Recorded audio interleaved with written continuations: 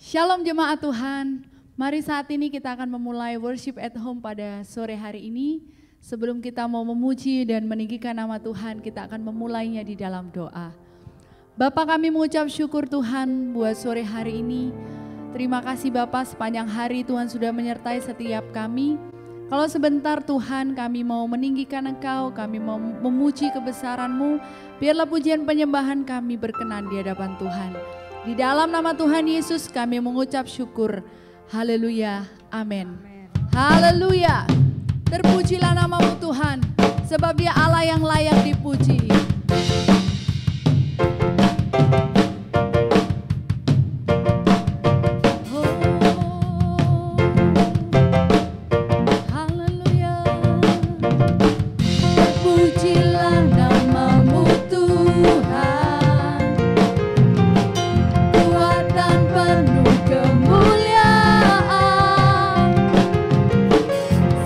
Suara kami nyatakan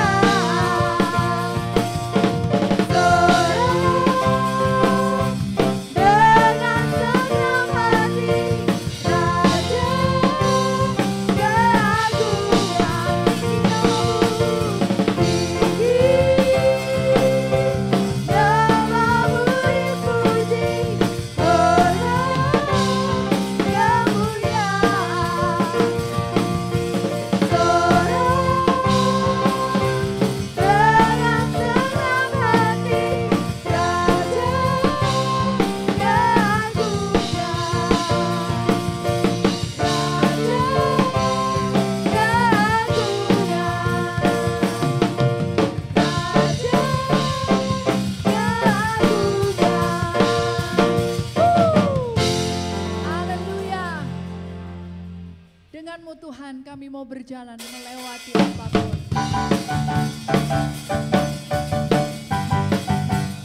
Sungguh kami tidak pernah meragukan Engkau Tuhan, sebab Engkau yang selalu menyertai setiap kami. Tak pernah ku ragu akan kesetiaan-Mu, Kau pegang hidupku. Sepenuh jiwaku ku yakin dan percaya, Kau tuntun langkahku. Yesus, Kaulah Raja dalam hidupku, berkuasa berjaya untuk selamanya.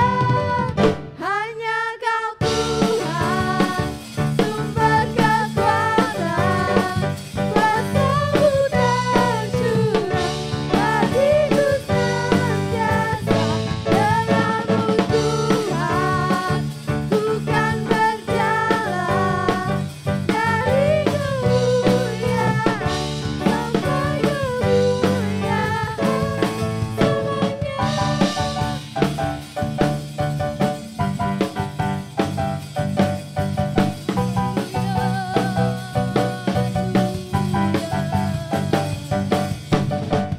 Tak pernah ku ragu akan kesetiaan-Mu, Kau pegang hidupku. Sepenuh jiwaku ku yakin dan percaya, Kau tuntun langkahku. Yesus, Yesus, Kaulah Raja dalam hidupku, berkuasa berjaya untuk selamanya. Hanya Kau Tuhan, sumber kekuatan, kuasa-Mu tercurah, hatiku senantiasa denganmu Tuhan, ku kan berjalan dari kemuliaan sampai kemuliaan.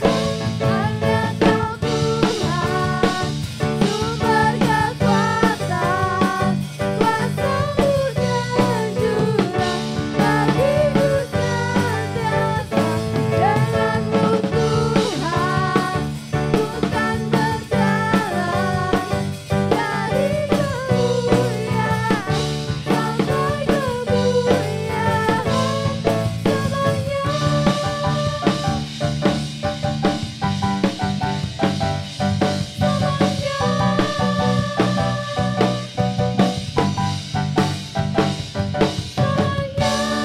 Haleluya. Kita akan masuk dalam hadirat Tuhan. Kita mau siapkan hati kita untuk kita mau dengar firman Tuhan. Sebab Engkau Allah penyelamat kami Tuhan. Sungguh tiada seperti Engkau.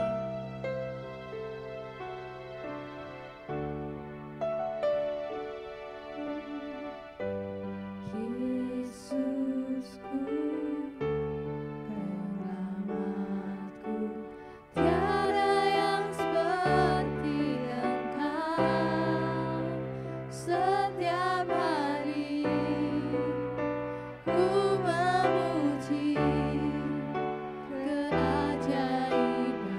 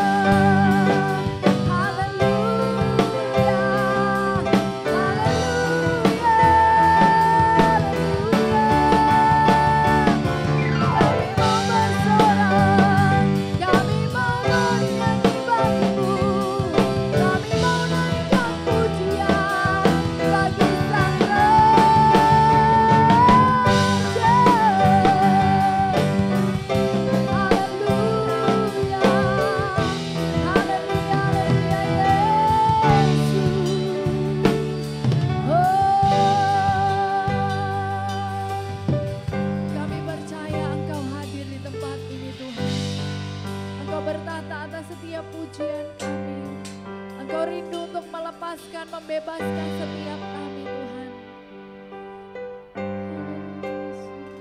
Ku yakin Kau hadir di sini. Ku rasakan kuasa yang tak terbatas. Ku yakin Kau nyata di sini. Kemenangan terjadi di sini. Kami yakin Engkau hadir. Kau hadir di sini. Ku rasakan kuasa yang tak terbatas. Ku yakin Kau nyata di sini. Kemenangan terjadi di sini. Ku yakin Kau hadir di sini. Ku rasakan kuasa yang tak terbatas.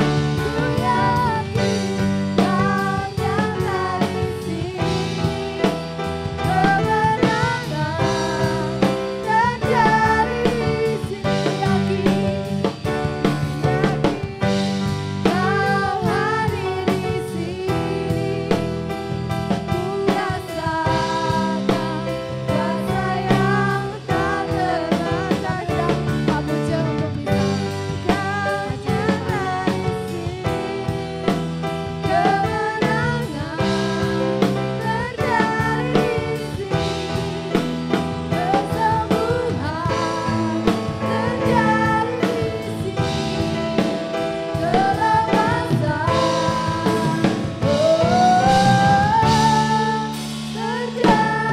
di sini. Haleluya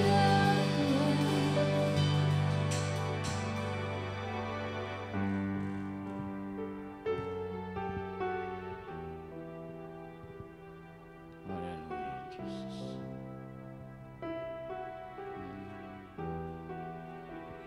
Kami bersyukur kepadamu Tuhan malam hari ini. Kasih karunia Tuhan menyertai dan meneguhkan kami. Engkau ada malam ini untuk memberkati kami ya Tuhan. Terima kasih Bapa untuk kehadiran-Mu. Teguhkan kami, kuatkan kami. Beri kami kemampuan untuk menyerap dan menangkap pesan Tuhan malam hari ini. Menolong hamba untuk mengkomunikasikannya. Kami sambut kebenaran firman Tuhan di dalam nama Tuhan Yesus Kristus. Haleluya. Amin. Shalom. Haleluya. Selamat malam. Mari kita kembali melihat pesan Tuhan malam hari ini untuk kita. Pokok yang akan kita bahas malam hari ini atau tema yang malam hari ini kita akan mendengarkan bersama-sama adalah mari kita mengubah cara pandang kita terhadap penderitaan atau terhadap aniaya atau terhadap kesukaran atau terhadap kesulitan. Kita belajar untuk mengubah cara pandang kita supaya kita tidak terjebak dalam persoalan-persoalan, masalah-masalah, kesulitan-kesulitan, tantangan-tantangan yang kita hadapi sekarang, bahkan mungkin yang ke depan akan lebih besar lagi, akan lebih sulit lagi, akan lebih sukar lagi. Tapi kita belajar dari sekarang bagaimana kita mengubah cara pandang kita terhadap penderitaan, kesukaran atau aniaya. Itu penting. Bagaimana Alkitab mengajar kita, bagaimana Alkitab menuntun kita, bagaimana Tuhan menolong kita untuk menghadapi situasi kesulitan global, tantangan yang terjadi bagi dunia di sepanjang perjalanan hidup kita. Karena itu malam hari ini mari kita lihat dari Alkitab, dan saya membawa kita untuk membaca di dalam kitab Kejadian. Kita akan melihat dulu yang pertama adalah Kejadian pasal yang ke-27. Kita lihat Kejadian pasal yang ke-27 ayatnya yang ke-27 juga. Nah, Kejadian pasal 27 ayat yang ke-27 berkata demikian firman Tuhan, lalu datanglah Yakub dekat-dekat dan diciumlah ayahnya. Ketika Ishak mencium bau pakaian Yakub, diberkatinyalah dia. Katanya, sesungguhnya bau anakku adalah sebagai bau padang yang diberkati Tuhan. Lanjut. Allah akan memberikan kepadamu embun yang dari langit dan tanah-tanah gemuk di bumi dan gandum serta anggur berlimpah-limpah. Lanjut. Bangsa-bangsa akan takluk kepadamu dan suku-suku bangsa akan sujud kepadamu. Jadilah tuan atas saudara-saudaramu dan anak-anak ibumu akan sujud kepadamu. Siapa yang mengutuk engkau, terkutuklah ia, dan siapa yang memberkati engkau, diberkatilah ia. Sampai di situ. Nah, kita melihat bahwa ini adalah peristiwa di mana Ishak memberkati Yakub. Jadi Yakub memperoleh berkat dan mendapatkan berkat yang diungkapkan, yang disampaikan, yang dilepaskan oleh ayahnya Ishak kepadanya. Dan Yakub diberkati. Nah, sekarang mari kita pindah dan kita melihat bahwa inilah berkat yang Tuhan berikan. Diberikan kepada Yakub oleh ayahnya. Jadi dia diberkati oleh Tuhan. Saudara perhatikan bahwa dia akan menjadi bangsa yang besar. Dia diberkati, dia berkelimpahan, dan kelihatannya kalau kita melihat bahwa berkat ini adalah berkat kemuliaan dari Tuhan.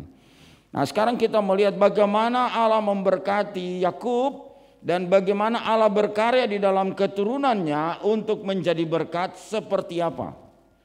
Kejadian pasal 45.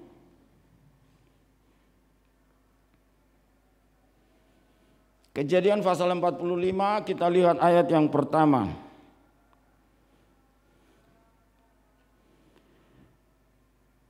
Kita lihat. Dikatakan di situ ketika itu Yusuf tidak dapat menahan hatinya lagi di depan orang-orang yang berdiri di dekatnya. Lalu berserulah ia, suruhlah keluar semua orang dari sini. Maka tidak ada seorang pun yang tinggal di situ bersama-sama Yusuf. Ketika ia memperkenalkan dirinya kepada saudara-saudaranya. Setelah itu menangislah ia keras-keras sehingga kedengaran kepada orang Mesir dan kepada seisi istana Firaun. Dan Yusuf berkata kepada saudara-saudaranya, "Akulah Yusuf, masih hidupkah ayah? Atau masih hidupkah bapa?" Tetapi saudara-saudaranya tidak dapat menjawabnya, sebab mereka takut dan gemetar menghadapi dia. Lalu kata Yusuf kepada saudara-saudaranya itu, "Marilah dekat-dekat." Maka mendekatlah mereka, katanya lagi, "Akulah Yusuf, saudaramu yang kamu jual ke Mesir. Tetapi sekarang janganlah bersusah hati dan janganlah menyesali diri, karena kamu menjual aku ke sini.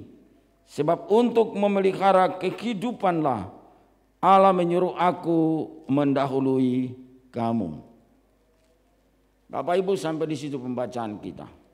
Nah, kita perhatikan bahwa inilah situasi terjadi ketika Yakub mengembara dan ketika Yakub tinggal di tanah Kanaan, maka terjadilah bencana kelaparan.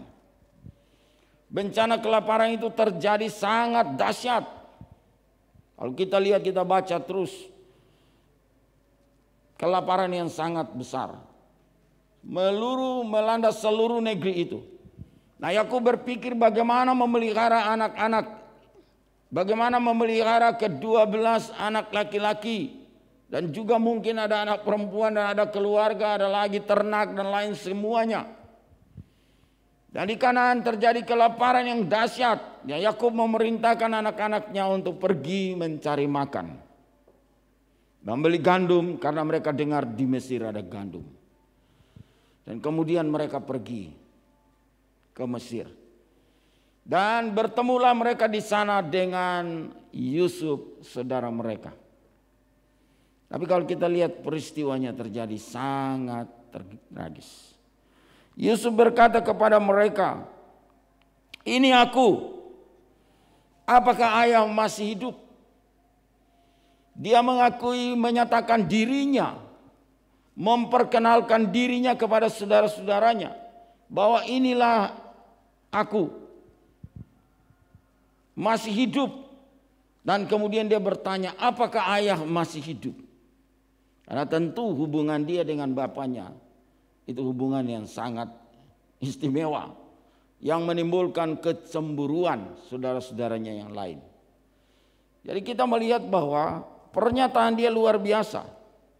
Menerima saudara-saudaranya datang dengan dia, dan kemudian dia merasa sedih dan menangis. Bukan menangis karena alasan yang lain, tidak. Dia menangis karena mereka tidak mengerti. Dia menangis karena mereka tidak tahu. Mereka cuma tahu bahwa perbuatan mereka jahat. Mereka cuma tahu bahwa mereka melakukan sesuatu yang buruk terhadap Yusuf. Dia menangis karena dia melihat kasih Allah begitu nyata. Kemurahan Tuhan begitu nyata.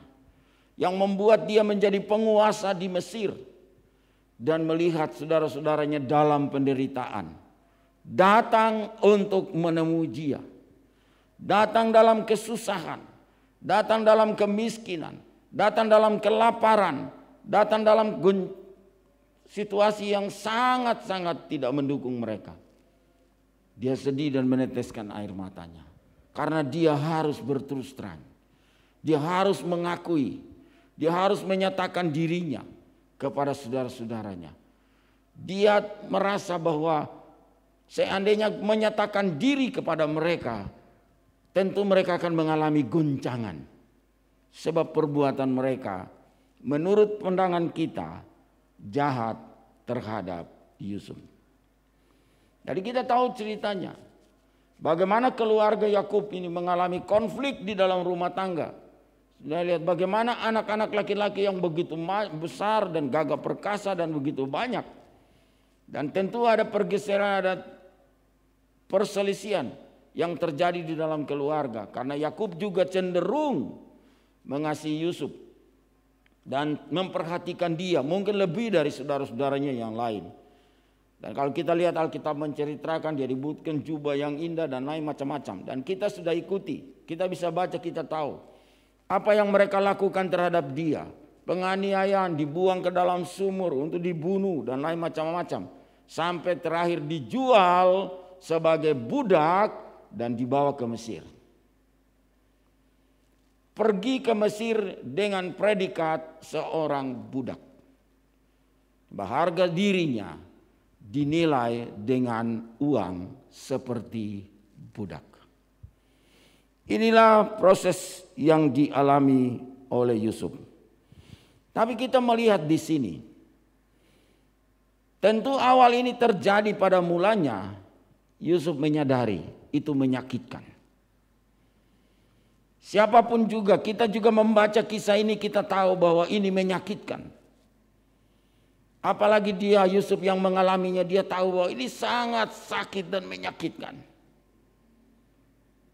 Sampai dibuang dan dijual ke Mesir. Bahkan ayahnya pun ditipu, dibohongi bahwa Yusuf sudah mati diterkam binatang buas.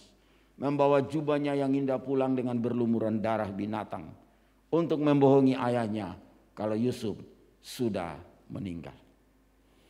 Nah, peristiwa inilah yang terjadi. Tetapi waktu berjalan terus. Dan tiba saatnya di mana saudara-saudaranya dibukakan tentang rahasia bagaimana Allah turut bekerja dalam segala sesuatu. Amin. Bagaimana Tuhan ikut berkarya di dalam segala sesuatu. Seperti Roma pasal 8 ayat 28 mengatakan, Allah turut bekerja di dalam segala sesuatu untuk mendatangkan kebaikan bagi mereka yang terpanggil sesuai dengan rencana Allah. Itu yang dikatakan demikian. Jadi inilah saatnya di mana Yusuf memperkenalkan diri, langsung menyatakan kepada saudara-saudaranya bahwa rancangan Allah itu seperti yang mereka lakukan. Karena dia katakan kepada mereka, ia berkata, akulah Yusuf. Mengakui, akulah Yusuf. Dan mereka mulai sadar, iya betul. Dia yang kita jual kepada saudagar-saudagar. Dan dibawa sampai ke Mesir. Pertanyaan kedua, apakah ayah masih hidup? Jadi dia ingat kepada bapaknya. Dan mereka tidak bisa menjawab. Dia kemudian menegaskan kembali lagi. Akulah Yusuf, saudaramu yang kamu jual ke Mesir. Ungkapan ini untuk mengingatkan kembali tentang apa yang mereka lakukan. Yusuf menyadarkan saudara-saudaranya. Supaya mereka mengerti. Dia mengingatkan kembali tentang peristiwa yang berapa puluh tahun waktu lalu mereka lakukan. Dia mengungkapkannya kembali untuk mengingatkan mereka bahwa apa yang mereka lakukan itu. Tetapi dia tidak berhenti di sana. Bukan mengingatkan mereka kembali kepada sebuah kesalahan atau sebuah pelanggaran. Tetapi dia menyadarkan mereka supaya mereka mengerti bahwa apa yang mereka lakukan adalah bagian di dalam rancangan Tuhan untuk mendatangkan kebaikan bagi mereka. Dia menyadarkan mereka bahwa kamu jual aku itu untuk kepentingan orang banyak. Kamu menjual aku, kamu menganiaya aku sampai kamu menjual aku ke Mesir, itu untuk menolong kita. Karena itu lanjutan Alkitab berkata, ayat yang kelima dalam pasal 45 berkata, tetapi sekarang janganlah bersusah hati dan janganlah menyesali diri karena kamu menjual aku ke sini, sebab untuk memelihara kehidupanlah Allah menyuruh aku mendahului kamu. Lihat itu. Karena telah 2 tahun ada kelaparan dalam negeri ini. Dan selama 5 tahun lagi orang tidak akan membajak atau menuai. Maka Allah telah menyuruh aku mendahului kamu untuk menjamin kelanjutan keturunanmu di bumi ini. Dan untuk memelihara hidupmu sehingga sebagian besar daripadamu tertolong. Jadi bukanlah kamu yang menyuruh aku ke sini, tetapi Allah, dialah yang telah menempatkan aku sebagai bapa bagi Firaun dan tuan atas seluruh istananya dan sebagai kuasa atas seluruh tanah Mesir. Bapak Ibu Saudara yang diberkati Tuhan, luar biasa. Saya mau katakan terus terang bahwa inilah cara pandang yang luar biasa. Inilah cara pandang yang diubahkan oleh Tuhan. Pada waktu awal mula tantangan dan penderitaan datang, kita bisa memandangnya sebagai sesuatu yang merugikan kita. Kita yang mengalaminya juga bisa berpikir bahwa orang yang melakukannya sangat jahat. Kita bisa merasakan bahwa orang yang melakukan ini terhadap kita sangat tidak manusiawi. Bahkan kita juga merasa sakit. Alkitab berkata Yusuf juga merasa sakit di dalam dadanya. Dia merasa begitu dianiaya dan begitu sangat menderita. Tetapi pada akhirnya dengan berjalannya waktu, ketika ia menjadi penguasa di Mesir, baru ia menyadari, oh beginilah cara Tuhan untuk memakai aku menjadi berkat. Tentu awal mula setiap orang pasti memandang menurut cara pandangnya sendiri dan tidak melihat dengan rancangan Tuhan. Kita tahu bahwa dalam Alkitab Roma 8 ayat 28 berkata, Allah turut bekerja dalam segala perkara. Segala perkara. Perkara yang menyakitkan. Perkara pun yang menyusahkan. Perkara yang menyulitkan.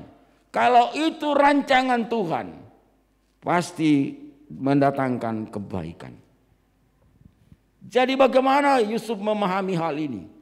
Ketika ia menjadi penguasa di Mesir, dia menyadari Tuhanlah yang mengutus aku ke sini. Bapak Ibu Saudara, kita terjebak sering di dalam pola pikir kita yang salah. Kita terjebak dalam cara pandang kita yang salah. Sehingga kita melihat penderitaan merupakan hal yang merugikan kita. Kita melihat bahwa kesukaran merupakan hal yang juga menyusahkan kita. Kita melihat susah payah merupakan hal yang sangat membuat kita susah. Tapi kita tidak lihat dalam dimensi ilahi. Kita tidak belajar untuk melihat dengan keyakinan iman. Kalau kita orang-orang yang dipilih oleh Tuhan seperti Yusuf, pada akhirnya kita akan mengerti bahwa Tuhan punya cara bekerja untuk memakai kita menjadi saluran berkat. Tapi saya mau katakan, sebelum kita menjadi saluran berkat untuk menjadi berkat, tentu prosesnya untuk menuju ke sana itu menyakitkan seperti yang dialami oleh Yusuf. Betul, kita melihat itu sangat menyakitkan.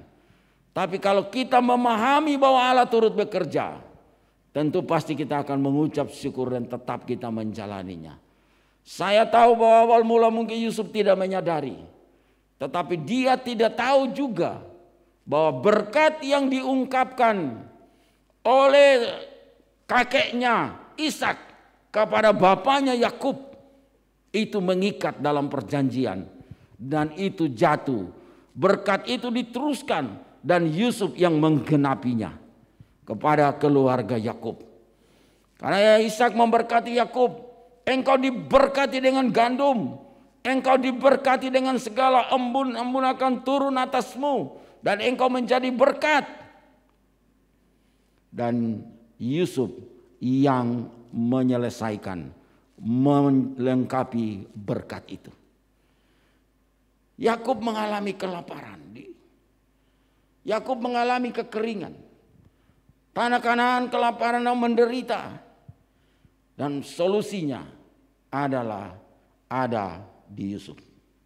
Tapi proses untuk Yusuf bisa tampil menjadi berkat, itu yang membuat kadangkala kita mengalaminya, kita tidak menerimanya. Dia rela, karena itu sampai dijual dan sampai kemudian dia bekerja dengan Potifar.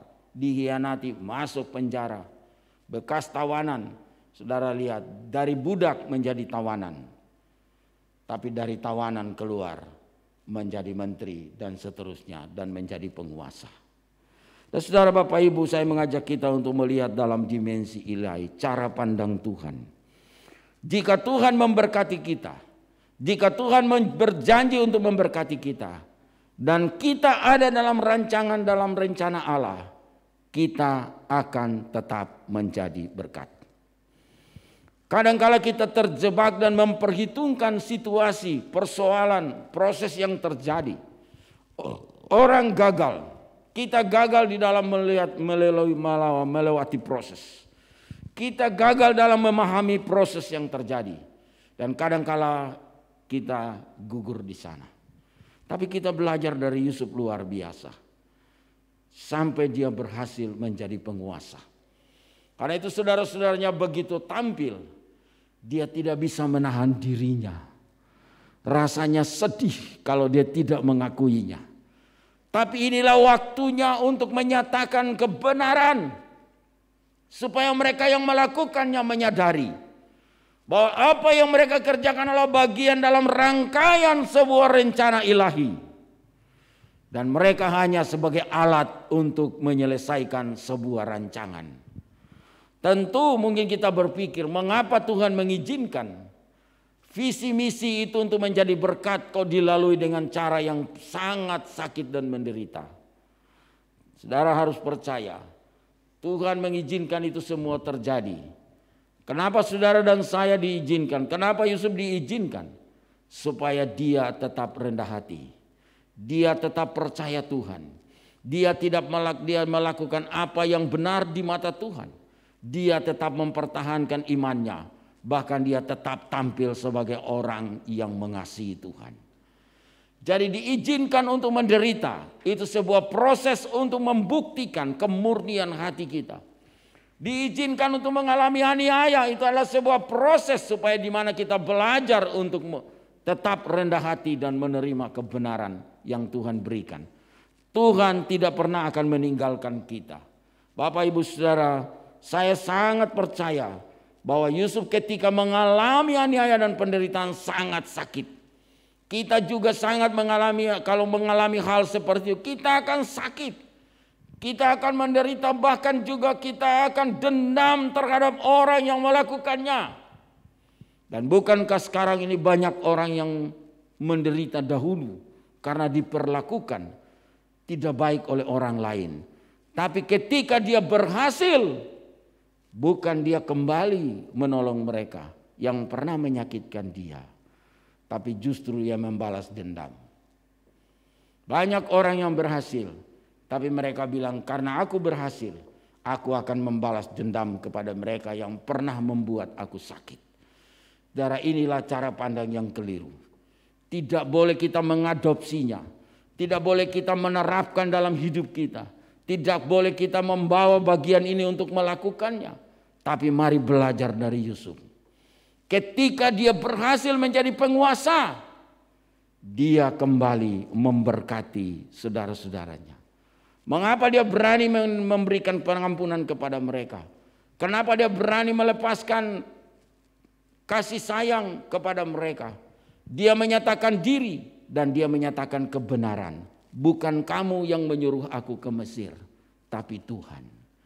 Jadi dia mengembalikan pemahaman kepada mereka supaya mereka mengerti bahwa apa yang mereka lakukan adalah bagian dari rancangan Tuhan. Tapi itu untuk apa? Kok membuat sakit dan menderita? Supaya Yusuf belajar rendah hati. Supaya Yusuf belajar mengerti bahwa kebenaran tetap kebenaran. Dia dibela dan akhirnya menjadi berkat. Jadi Bapak Ibu, kalau kita perhatikan ini luar biasa. Ia menyatakan kepada saudara-saudara supaya mereka juga tetap berpikir, merubah cara pandang mereka. Bahwa apa yang mereka lakukan itu demi kebaikan bagi mereka sendiri. Walaupun pada mulanya dalam konteks iri hati, konteks amarah, dalam konteks tidak terima karena ayahnya memperlakukan Yusuf lebih dari mereka. Walaupun mereka lakukan itu berdasarkan iri hati. Tapi sekarang mereka mengerti bahwa inilah cara Tuhan untuk menolong mereka. Saya tidak bilang bahwa kita setuju dengan iri hati. Saya tidak ngomong bahwa kita setuju dengan orang yang berbuat jahat. Tetapi saya setuju bahwa Tuhan punya rancangan untuk memakai orang menjadi saluran berkat. Jadi kita harus melihat dalam cara Tuhan untuk bekerja. Supaya kita tidak menjudge orang itu jahat. Kita tidak menjudge orang itu melakukan hal yang tidak baik. Tapi kita bisa berpikir, mungkinkah ada sesuatu yang baik datang dari peristiwa ini? Karena kita selalu belajar, kita terjebak bahwa apa yang buruk terjadi pandangan kita tetap buruk terhadap orang yang melakukannya. Tapi kalau ada sesuatu terjadi dalam hidup kita, kita bertanya, mungkinkah ada sesuatu yang baik datang melalui peristiwa ini? Sehingga dengan demikian kita bisa melepaskan berkat dan pengampunan ketika kita mengerti bahwa Tuhan memakai kita untuk menjadi saluran berkat. Setelah kita melewati proses demi proses. Bapak Ibu Saudara, kita lihat luar biasa.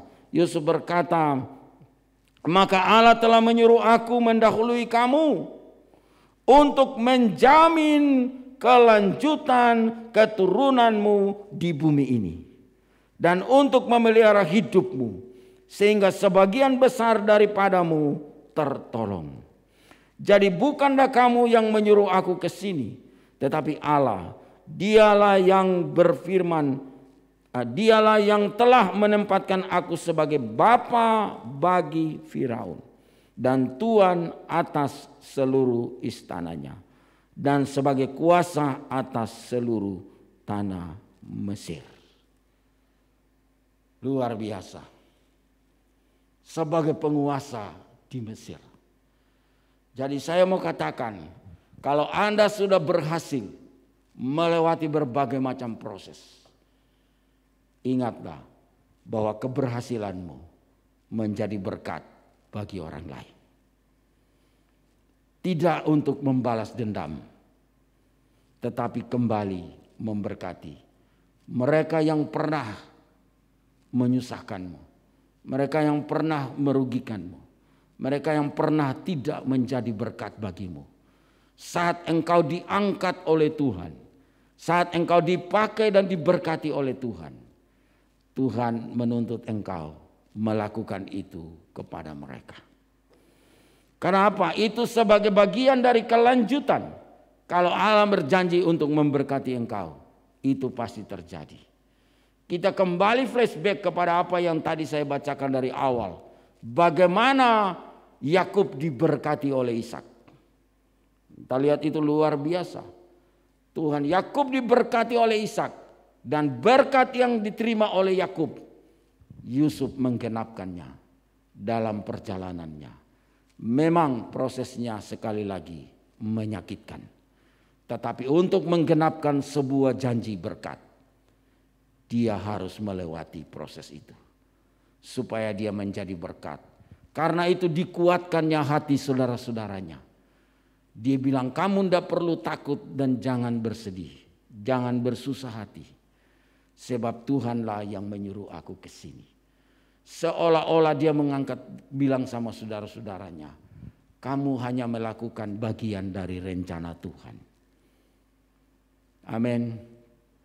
Bapak Ibu Saudara, karena itu marilah kita melihat bahwa apa yang terjadi ketika orang sudah sukses harus kembali menjadi berkat, bukan membalas dendam.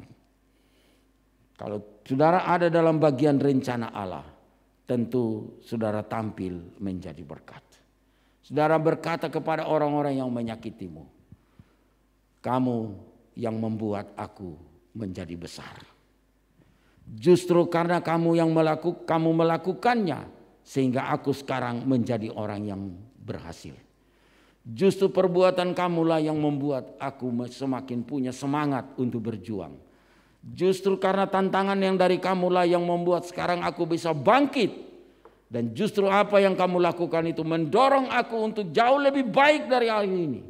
Karena itu aku sekarang diberkati Tuhan. Dan ketika itu aku kembali juga untuk menolong kamu. Inilah cara pandang bagaimana kita mengubah pemikiran kita terhadap sebuah penderitaan.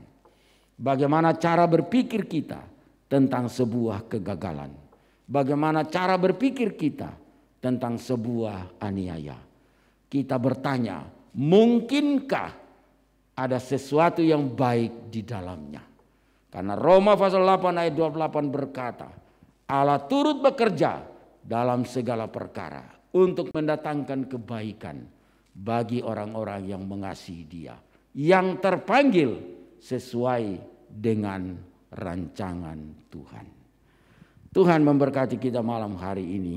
Biarlah mari kita belajar untuk mengubah cara pandang kita terhadap sebuah penderitaan. Mengubah cara berpikir kita tentang sebuah tantangan. Mengubah cara berpikir kita tentang aniaya yang kita hadapi. Entah hari ini, besok atau ke depan. Gelombang-gelombang kesukaran semakin besar.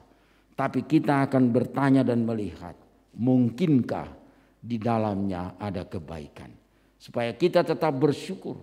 Kalau kita masuk dan mengalaminya, itu menguji kita, kemurnian hati kita.